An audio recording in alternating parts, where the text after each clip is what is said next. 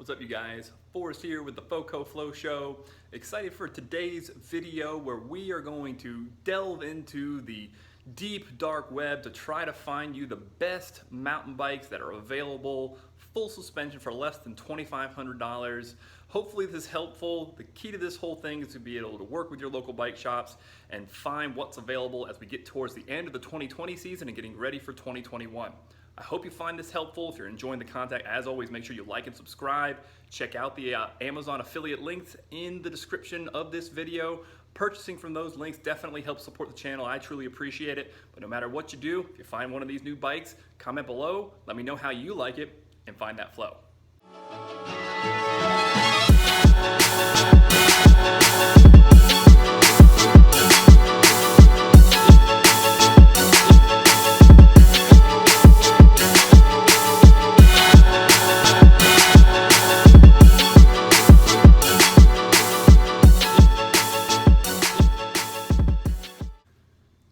So here at the FoCo Flow Show, we love bikes. We love looking at new bikes, researching, even if we're not in the market. I have most recently purchased my Timberjack hardtail. I've got the Cannondale fat bike hardtail, and then hiding behind me here is, where's Ripmo? There's Ripmo, we got it right there.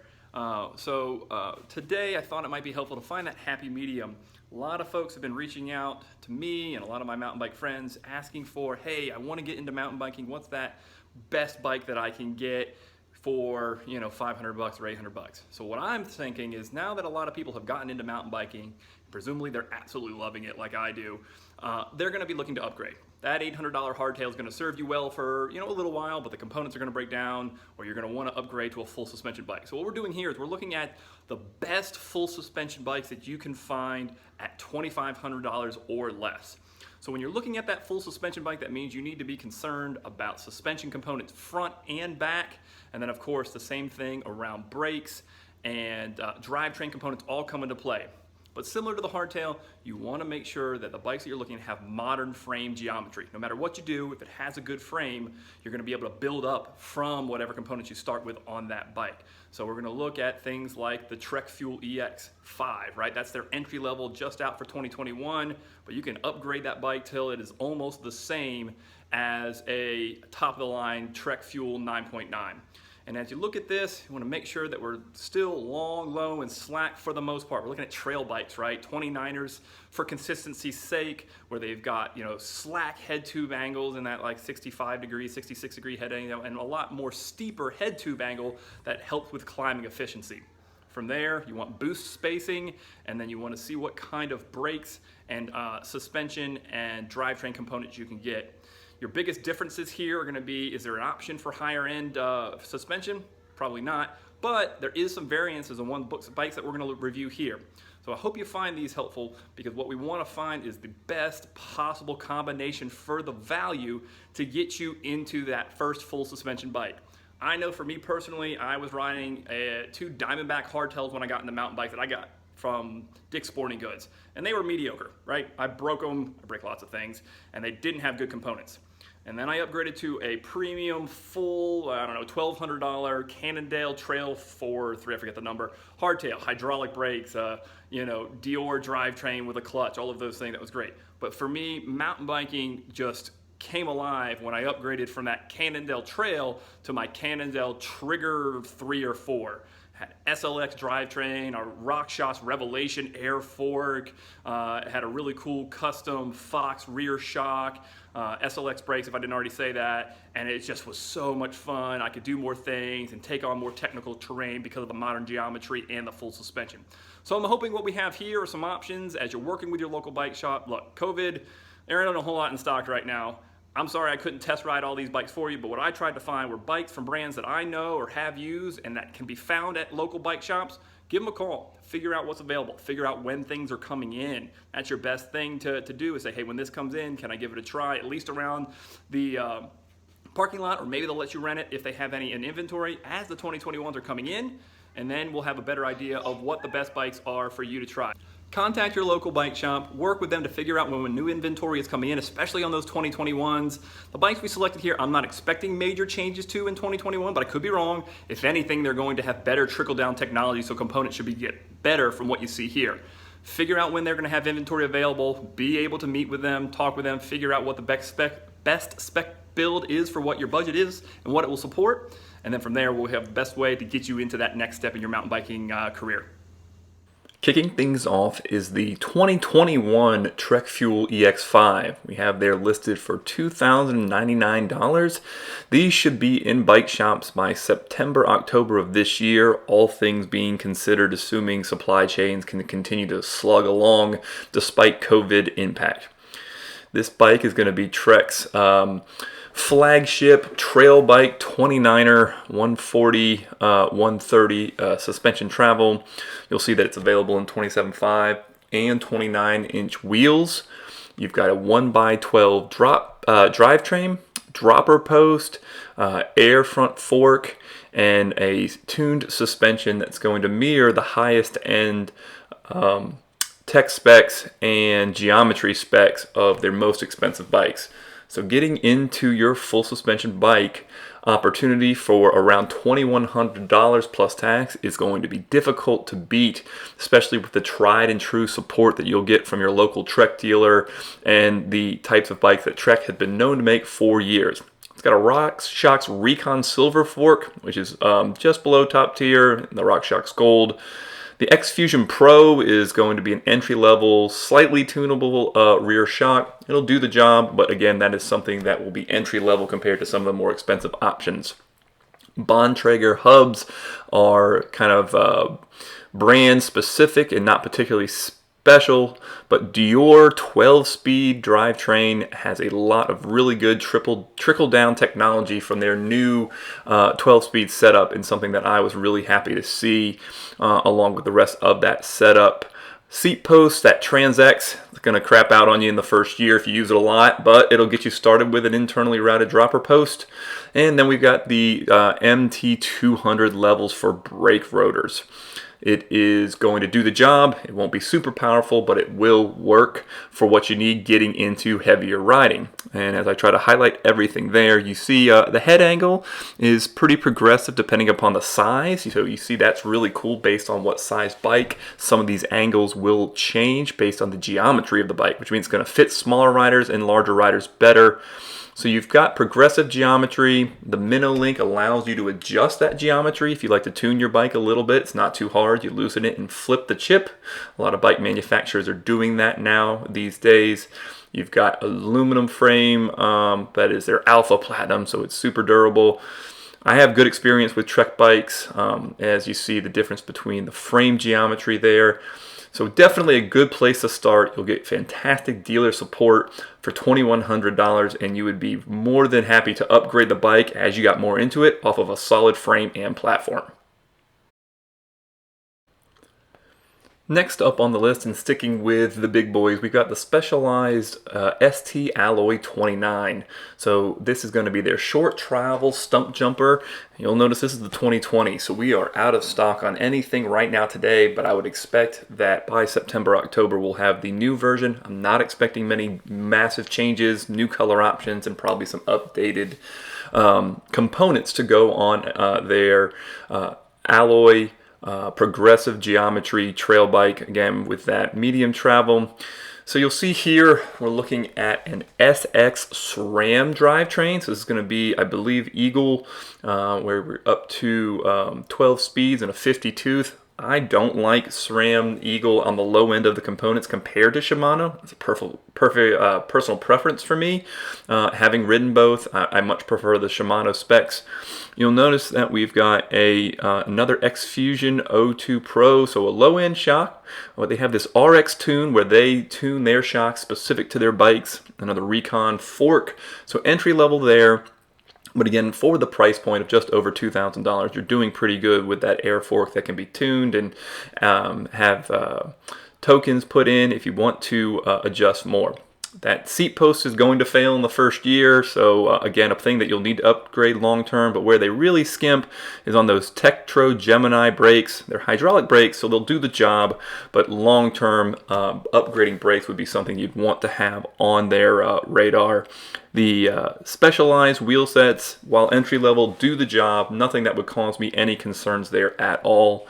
And then when we look at geometry, you're going to see things that are right in that progressive category, somewhat of a steeper seat toot angle and head toot angle in the slack category. Again, this is what they're building their premium bikes off of at the higher end. It's more components and lighter weight than you are sacrificing geometry or anything of that nature. So these seem pretty straightforward, similar frame size despite whatever frame geometry, despite whatever size that you would choose there.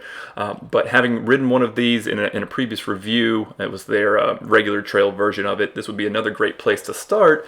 But for a slightly lower price point, you are sacrificing a couple of key components that the Trek that we just looked at before it had. For the third bike on our list, we're going to look at the Co-op Cycles Dirt 3.1 bike. If you're paying attention, this is Dick's Sporting Goods house brand that you can purchase from the big box department store. They do have a bike shop in each Dick's Sporting Goods, and support is decent, better than Walmart or Target. So these guys are in the middle. You're looking at that price point, $21.99, and it's discounted $18.68. So it's on clearance. They only have extra small and small available. But this is Co-op's first entry into the full suspension market. So I thought it might be interesting to see as by the fall, these bikes will be back in stock. To really offer the best options, they again took the approach of different sizing based on the frame size. In this case, they do 26-inch wheels for extra small and small, and then they go up to the larger 27-inch and a half wheels if you go to the larger frame size. They also took a lot of time and investment and spent money on their suspension. The RockShox Sector fork and RockShox rear shock are going to be the nicest suspension pairing in this entire list, believe it or not. But a 1x10 drivetrain from Shimano Dior is going to give you less gear range overall, or less shifting options. You see it's an 11x42 compared to Eagle or the bigger 12-speed setups. The Tektro hydraulic disc brakes are going to be decent, but again, an area where you're going to feel them fade in heavy riding and not going to be durable enough for long term. And then I've got concerns with Shimano Alivio Anything, because that's going to be below entry level for full trail capable bikes. And that's what they use for the rear hub and the wheel set as a whole. And of course, we see our X-Fusion Manic dropper post back in the saddle, so to speak, for this. So an interesting take here where you can get a nicer suspension for around that $2,100 or on clearance $1,800, $1,900 price point. And you're going to have things that are ready for tubeless setup on the tires, although those two tires don't look particularly beefy compared to some of the Maxxis minions that were on the Specialized, the other bikes that we'll look at here shortly, or the Bontrager's on the Trek. That are going to do a great job for Trek and then Specialized with their Purgatory and ground control tires that they offer. So these are using WTB Rangers. They're going to do the job on mild trails, but not where I would take for beefy. So interesting to look at. So look at the specs, price point, and what's available in your area. This would be a good option overall. Bike number 4 on our list is the GT Sensor Sport, coming in with the lowest MSRP on our list at $2,000. GT has been around for a super long time, and they have recently gained some additional notoriety with some really cool pro riders and YouTube content provider, former downhiller Phil Metz, riding on GT bikes in the recent 2021 season. So looking at this bike, you're going to have, again, additionally progressive trail frame that you can build on. They've got suspension travel of 140 millimeters of RockShox Recon in the front and 130 millimeters of X-Fusion rear travel in the back on a 29-inch wheel frame. So it's going to have a fully trail-capable geometry along with some decent components that build out the front suspension. Again, X-Fusion being pretty entry-level otherwise. Also looking at the drivetrain, you're looking at SX Eagle. So again, probably my least favorite option of the 12-speed options, but again, will do the job and will give you plenty of range and shiftability if that's a thing while you're out on the trail. Looking at the wheel set, you're looking at formula wheel sets and rear hubs. I had those on my Cannondale Trigger once upon a time. They did okay, but those hubs eventually failed. So that's concerning. The WTP Ranger comps will do the job. They'll be tubeless setup. And then they really skimped on the brakes, looking at the Tektro 285s. Again, they're hydraulic, so it's going to give you braking power, but they're going to fade if you get into real rowdy, long-term descents where they're going to heat up and not be able to cool off. And everything else on the bike looks pretty good. The FSA headset, things like that, what you never think about when you're on the trail, but they're good quality components, and that's what you want. So again, for the price point, you're doing pretty good, especially if you can find them in stock or if they have new coming into stock here later on in the year. Looking at the geometry, it's hard to see here, but they have a flip chip in the lower shock mount that you can flip to give a high or low trail geometry. Super progressive for what we're looking for in a modern trail bike. Steeper head tube angle, and then if you flip the chip, it slackens out the head tube angle into from 66 to 65.5. So you have that option and tunability of more expensive trail bikes that I think is really awesome that GT did that on a $2,000 bike. Next up on our list is the Kona Process 13429. So again, this is another 29er full suspension trail bike with a retail price of $23.99. So this is one of the higher priced bikes, coming in just under that $2,500 price point. But you see pretty clearly here on the website all of the features and benefits for this super capable sort of mid-travel 29er. Those bigger wheels, aluminum frame. It's a very good looking bike, but the full justification for this bike and that price point is going to be that full RockShox front fork and rear shock suspension. It's probably the nicest suspension on any of the bikes on our list. Looking at the drivetrain there, you see we've got the ubiquitous at this point SRAM SX 12-speed Eagle drivetrain. So again, you've got plenty of gear range. You know my opinion on the lower end SRAM Eagle stuff at this point, but overall, you know it will get the job done. So you've got good shifting, or at least decent shifting. You've got fantastic fork and shock mounts there, and then Shimano brakes, single piston. I think we're on the Dior level there. So another step up from some of the Tektro stuff we've seen in the other places and lists of bikes that we've looked at. They've got lots of options here in terms of some house branded stuff that they've outfitted their cockpit with, but that's no problem. Again, most of this stuff at this level is going to do the job. It's going to be good enough for trail use. And then you're looking at things like some WTB-ST wheel set, obviously the boost spacing, looking at the head tube angle right there at 66 degrees, and a seat tube angle up there in 76 degrees, so it's a little slacker but not too bad. And then of course looking at all of the other components are not going to be super high end, but you can set these tires up tubeless. I've had WTB wheel sets before. They're not bad, but it's going to be pretty low end on the hub, so that'd be something to upgrade. Overall though, this bike has given you a lot of features and benefits for a couple of $100 more, where you might not have to upgrade the rear shock or the front fork long term. Even the drivetrain will get the job done. So actually, all things considered, this is probably one of the best spec'd out bikes for only $200 or $300 more. When you see you're highlighting some of the other things, you know, you see that seat post there, the Trans X dropper, that's going to fail. You're going to eventually replace that, but it should work for a little while you get going. Also, also note the Maxxis Minion DHF XOTR duals. So it's not one of the more beefier casings that you're going to get, but still pretty good tires. You see DHFs front and back in a lot of places. So this is high marks for this bike for a couple of $100 more. Definitely one of the ones I would strongly recommend. Find your dealer, talk to him, see when it's in stock, and then from there you'll get an awesome bike to go shred the trails with. Last on our list is the Rocky Mountain Instinct. No, not the top trim 99, but we've got the Alloy 30 here with the actual highest price point, $25.99. But this is sort of an honorable mention for me, and I'll tell you why in a second. But this is a very cool bike. Lots of good bike shops locally here. Support them, one out in Stanton, Virginia.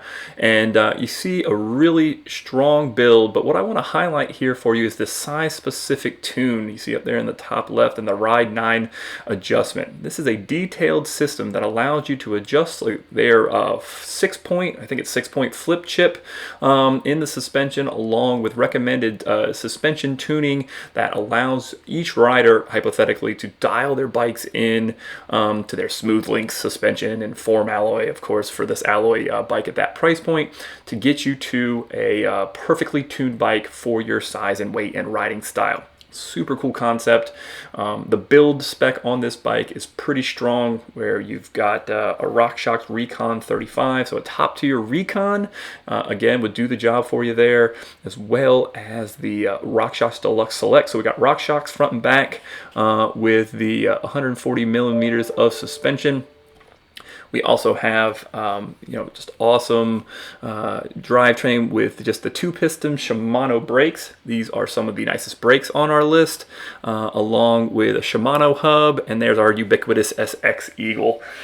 So we definitely get a good build for a higher price. The Maxxis Minion DHR and DHR2 for front and back is an interesting choice there, but no, another good build out there.